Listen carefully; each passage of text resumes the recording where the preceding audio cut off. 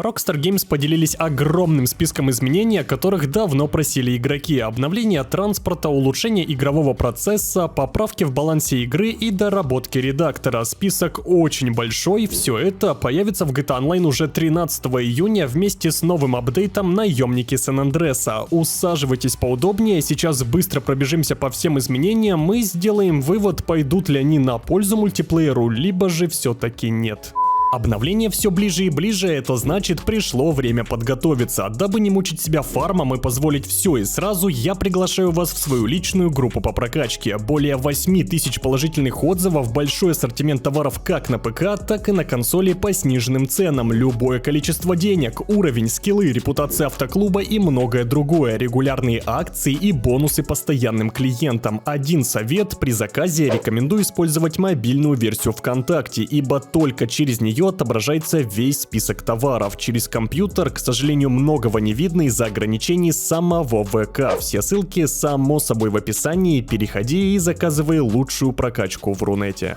Появится возможность одной кнопкой восстановить весь уничтоженный транспорт в Morse Mutual. Об этом мы уже с вами знали, бесспорно крутое изменение, правда непонятно, почему Rocky додумались до этого лишь спустя 10 лет. Кроме этого, Morse Mutual больше не будет взимать плату за восстановление транспорта, который был уничтожен во время заданий знакомых. Поэтому, если в какой-то из миссий вы уничтожите свой дорогущий суперкар, не парьтесь, 20 тысяч за восстановление платить не придется. Теперь вы сможете давать описание своим гаражам, чтобы было проще найти нужный транспорт во время вызова механика. Повторюсь, как мне кажется, мой концепт выглядел поинтереснее. Было бы круто, если бы просто элементарно появлялось изображение каждой вашей машины в гараже, но и этот вариант, я более чем уверен, будет неплох. Вы также сможете выбирать отдельные уровни гаража при заказе транспорта из гаража на бульваре Eclipse. Нужно было сделать это сразу, а то листать список из 50 машин, согласитесь, не очень удобно.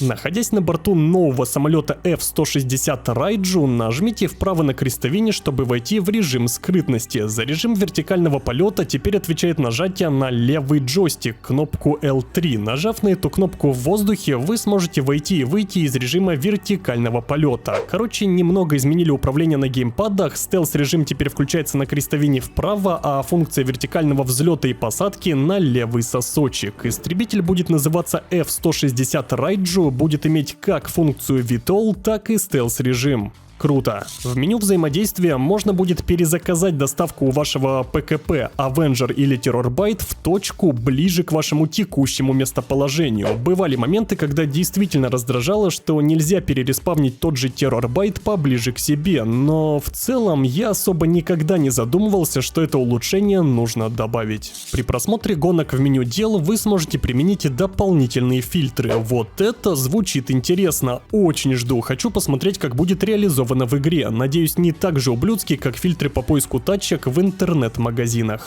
Добавят возможность использовать Willard Theodora и Classic Broadway с раскраской такси для работы таксистом. А окей, думаю, кто-то хотел потаксовать на этих тачках, начиная с 13 июня у вас появится эта возможность. С игровых сайтов будут убраны наименее популярные транспортные средства, чтобы оптимизировать процесс поиска транспорта. Отныне они будут доступны в автосалонах во время определенных событий, в качестве приза на колесе удачи и в некоторых других местах. Вот это изменение полное говно. Нахрена убирать из продажи непопулярный транспорт? Если хотите оптимизировать поиск, сделайте, блядь, нормальные фильтры. Верните полный список всех машин и добавьте элементарно поиск по названию. В меню взаимодействия появится новая опция «Стать начальником», которая объединит меню Secura Serv и мотоклуба. Мелочь, а приятно. При покупке бронежилетов в АМО Нации все ограничения по уровню игрока будут сняты, а также появится возможность выбрать опцию «Купить все».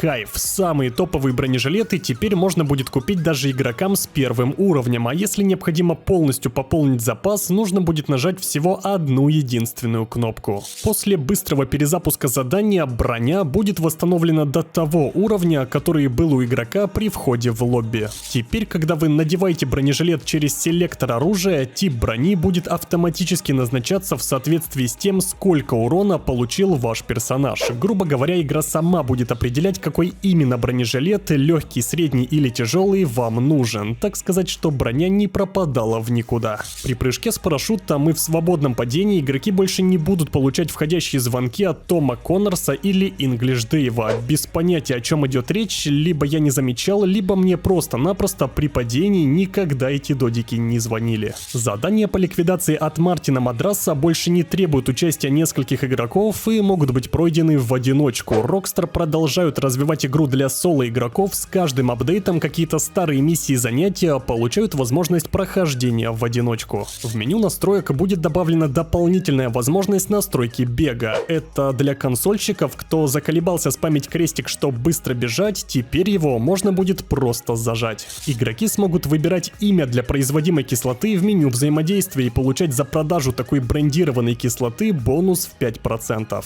Ежедневные задания теперь доступны без ограничений по уровню игрока, чтобы в них могли принимать участие все желающие. Будут увеличены выплаты за многие коллекционные предметы и события, включая закопанные тайники и сундуки с сокровищами. Мы также повышаем выплаты за задание Джеральда из серии «На покой» и задание категории «Яхта» на 25%. Больше денег — это всегда хорошо. Совершена перебалансировка оружия, установленного на лейзер и гидра, только в свободном режиме. Без понятия, изменится в лучшую сторону или худшую. 13 июня все с вами узнаем. Орбитальную пушку больше нельзя будет мгновенно перезапустить или продать. Таким образом, с ее помощью больше нельзя будет быстро атаковать других игроков. Я, если честно, даже и не знал, что так можно было делать. В любом случае, поправили, молодцы. С помощью опции прогресс карьеры, доступной на PlayStation 5 и Xbox Series, будет отслеживаться и отображаться весь ваш карьерный рост в различных криминальных областях GTA Online. Данный инструмент пригодится как начинающим, так и опытным игрокам. К сожалению, это эксклюзив нового поколения консолей ПК, PS4 и Xbox One, как обычно в пролете.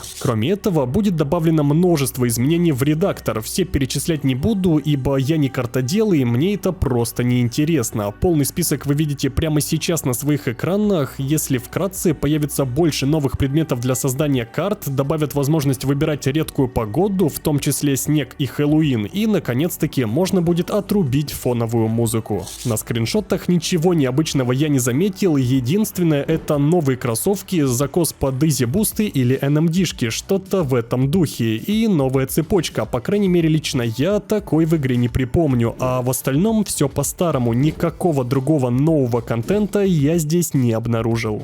По сути, на этом все. Список изменений действительно большой, и в целом, за исключением того, что из магазинов будет убран непопулярный транспорт, пиздец, все остальные доработки реально полезные и крутые. Жду не дождусь 13 июня, чтобы вместе с вами опробовать на себе каждый из перечисленных пунктов в этом ролике. Большое спасибо за просмотр. Кто не подписан на канал, тот еще гандон. Ну а я с вами не прощаюсь, ведь мы в интернете, а это значит, совсем скоро увидимся.